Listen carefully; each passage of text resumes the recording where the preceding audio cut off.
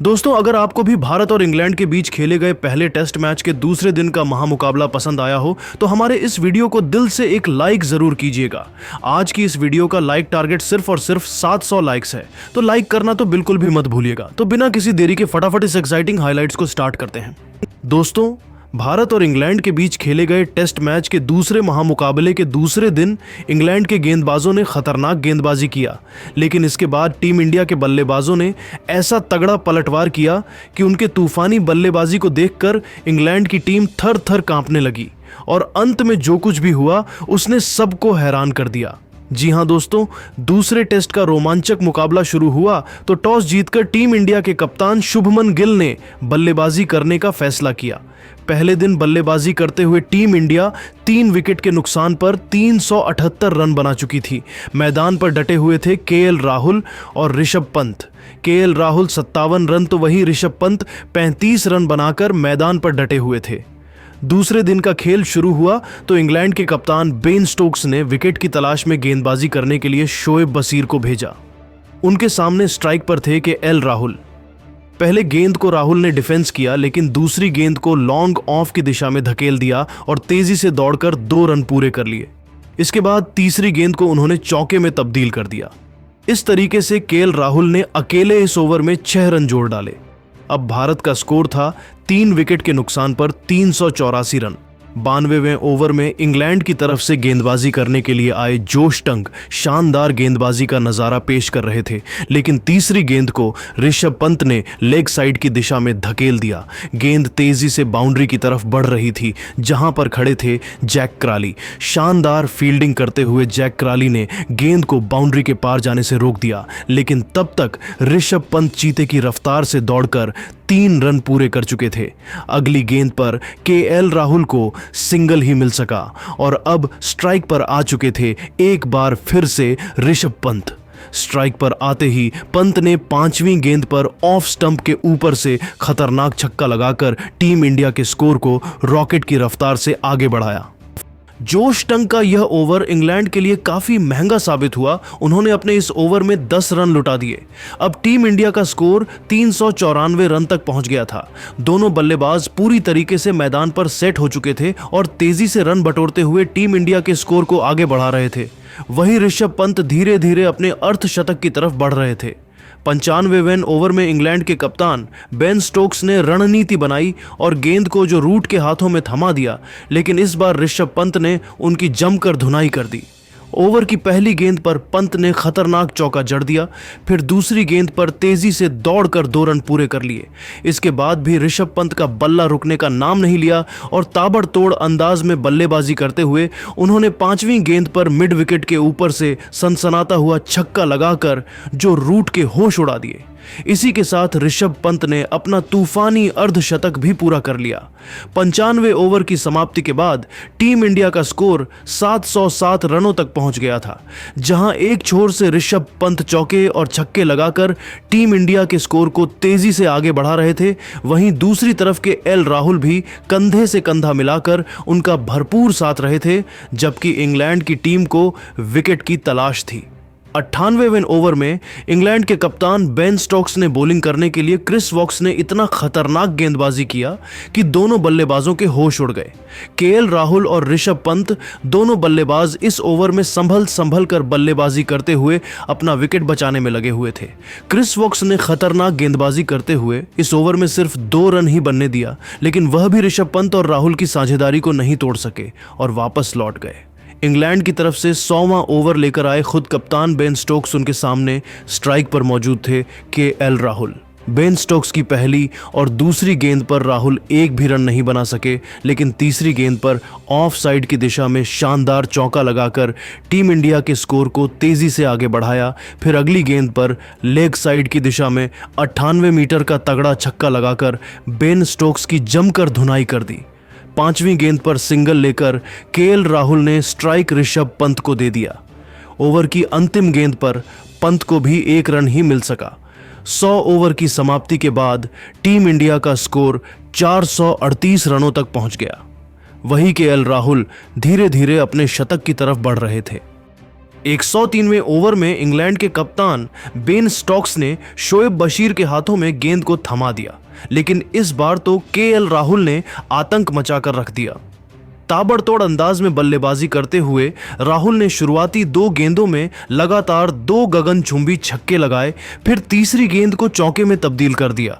इसके बाद भी केएल राहुल का तूफान रुकने का नाम नहीं लिया और खतरनाक बल्लेबाजी करते हुए उन्होंने चौथे और 5वीं गेंद पर भी खतरनाक छक्का लगाकर शोएब बशीर को खून के आंसू रोने के लिए मजबूर कर दिया। शोएब बशीर ने अपने इस ओवर में 28 रन लुटा दिए। 103 ओवर की समाप्ति के बाद टीम इंडिया का स्कोर 461 रनों तक पहुंच गया था।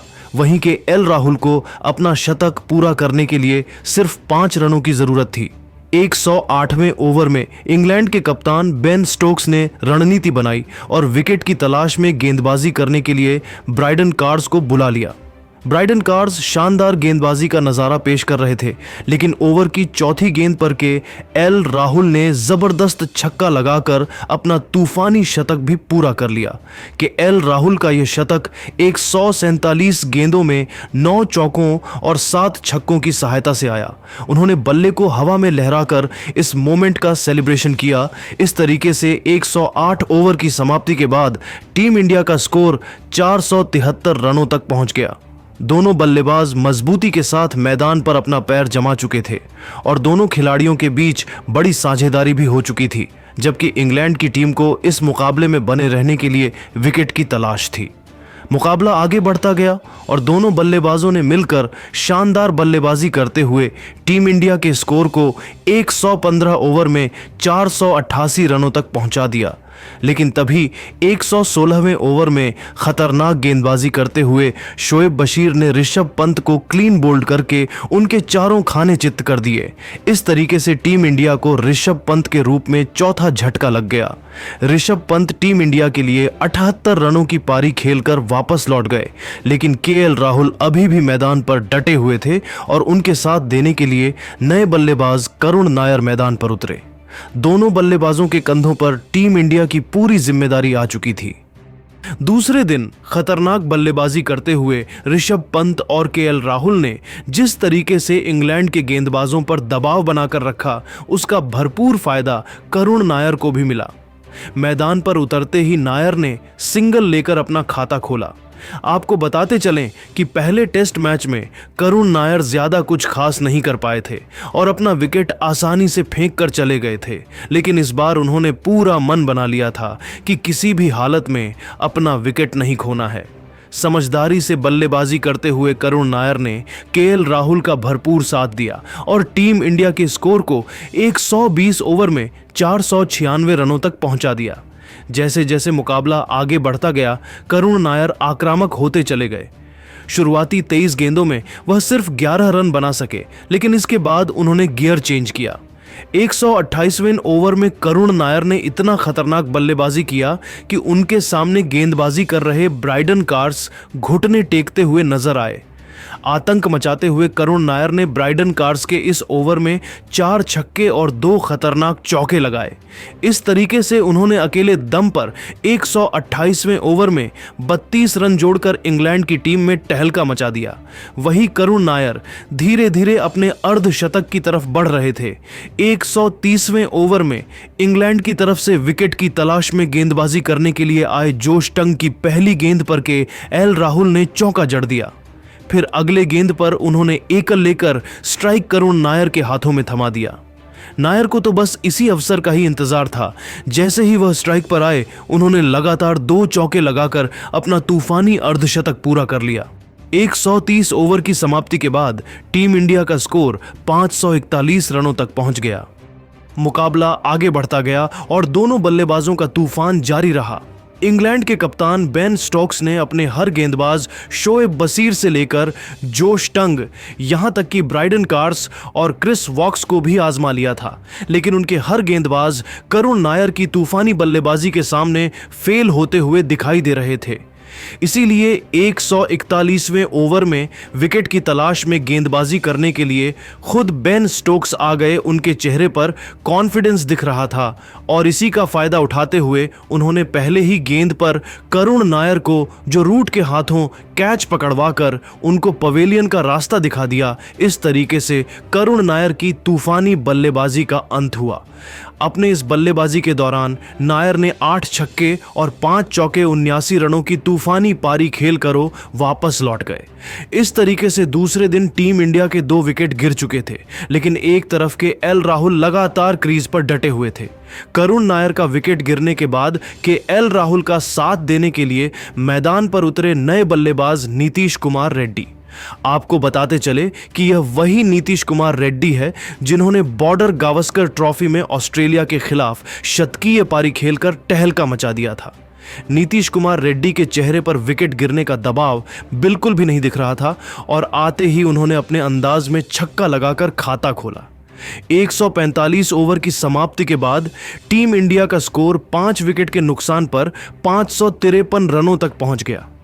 अब दोनों बल्लेबाजों ने अटैकिंग पारी खेलने का पूरा मन बना लिया था। शानदार बल्लेबाजी करते हुए केएल राहुल ने 148वें ओवर की अंतिम गेंद पर चौका लगाकर अपने 150 रन भी पूरे कर ली।